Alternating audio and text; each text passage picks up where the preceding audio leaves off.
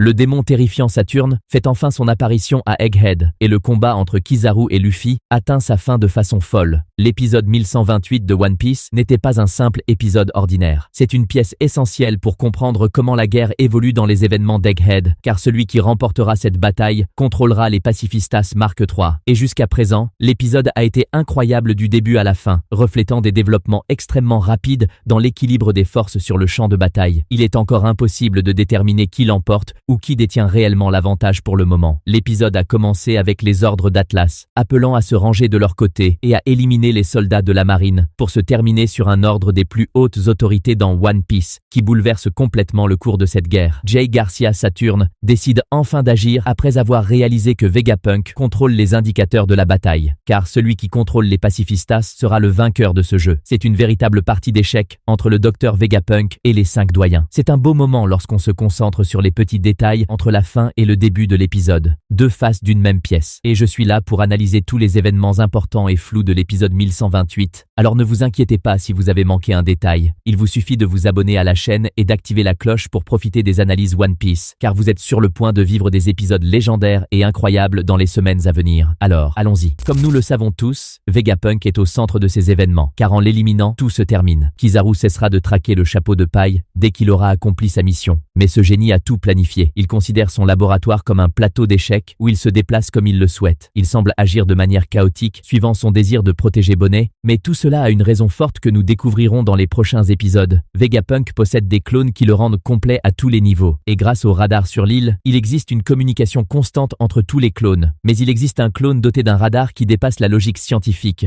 Sanji, la jambe noire, a prouvé à Vegapunk qu'il existe des choses que la science ne peut expliquer. Il a localisé Bonnet grâce au plus puissant acquis de l'observation vue jusqu'à présent. À une très grande distance, parmi les décombres et la bataille mortelle, Sanji a réussi à repérer Bonnet de façon folle. Son instinct prouve encore une fois qu'il possède le acquis de l'observation le plus fort de tout l'équipage. Il est même le plus rapide d'entre eux quand il s'agit de femmes. Sanji, grâce à son amour pour les femmes, a libéré le plus puissant acquis de l'observation. Et il a foncé à une vitesse fulgurante pour sauver Bonnet. Honnêtement, j'admire énormément ce moment où Sanji révèle sa puissance, car pendant tout l'arc d'Egghead, il a toujours été placé dans des situations dévalorisantes ou réduisant sa stature de 3e membre le plus fort de l'équipage de Luffy. Et j'espère que cela changera, car c'est écœurant de voir son personnage autant malmené. Sur le chemin du sauvetage de Bonnet, la fille de Kuma a affronté quelques soldats de la marine, et ce qui a retenu l'attention, c'est sa nouvelle capacité qu'elle a utilisée contre eux. Une capacité vraiment étrange. Elle permet de faire goûter à l'ennemi la sensation de la mort. Comme on le voit dans cette scène, on dirait que Bonnet leur a arraché la vie, les transformant en simples squelettes. Les capacités de Bonnet ne sont pas bien comprises, car elle peut faire bien plus que manipuler l'âge des objets ou des humains. C'est comme si elle manipulait littéralement les lignes du temps. La seule explication possible pour faire ressentir la mort à ses ennemis, voire leur faire vivre l'expérience, est qu'elle manipule des trajectoires du futur. Par ce biais, elle leur fait vivre un moment de leur avenir où ils seraient des squelettes. C'est vraiment terrifiant. Elle peut également changer leur âge selon différentes lignes temporelles, que ce soit en les rendant enfants ou vieillards. Mais ce qui est certain, c'est que les pouvoirs de Bonnet restent mystérieux et mal compris. L'idée centrale de sa capacité semble être la manipulation des chemins futurs via son imagination ou ce qui se passe dans son esprit. Au moment où elle affronte la vice-amirale Bluegrass, son esprit est en état de choc en voyant les copies de son père parmi les pacifistas à cause de sa nostalgie et de son désir de le revoir. Elle est devenue pirate pour cela. Le plus marquant dans cette scène, c'est que la copie du pacifista attaque Bonnet alors que les ordres d'Atlas étaient qu'ils attaquent les soldats de la marine. On découvre ici la capacité impressionnante de la vice-amirale Bluegrass, qui a consommé un fruit du démon unique, lui permettant de dompter toute créature qu'elle chevauche et de la faire obéir à ses ordres. Et l'un des pacifistas en est à la preuve. Même si elle ne peut en contrôler qu'un seul, c'est suffisant pour représenter une menace pour les alliés. On remarque également qu'elle ressent la douleur des créatures qu'elle chevauche. Quand l'un des pacifistas a attaqué, celui qu'elle montait a ressenti la douleur, ce qui constitue une faiblesse sérieuse pour ce fruit de la commande. Mais c'est dommage que l'on n'ait pas encore vu ses capacités de combat, surtout qu'elle est vice-amiral. À l'opposé, le vice-amiral Pomsky utilise ses compétences de combat naturelles. Il manie un marteau dont la tête a la forme d'un coquillage marin. Il utilise une technique appelée marteau raku pour attaquer ses ennemis, mais je ne suis pas entièrement convaincu par ce qu'il a montré en attaquant Sanji et Bonnet. Cela dit, il n'a pas encore tout dévoilé. Il se pourrait qu'il possède un fruit du démon puissant. Il n'a pas encore montré toute sa force, tout comme Bluegrass, car pour devenir vice-amiral, il faut remplir des conditions et critères précis, sans compter les exceptions, comme Monkey D. Garp.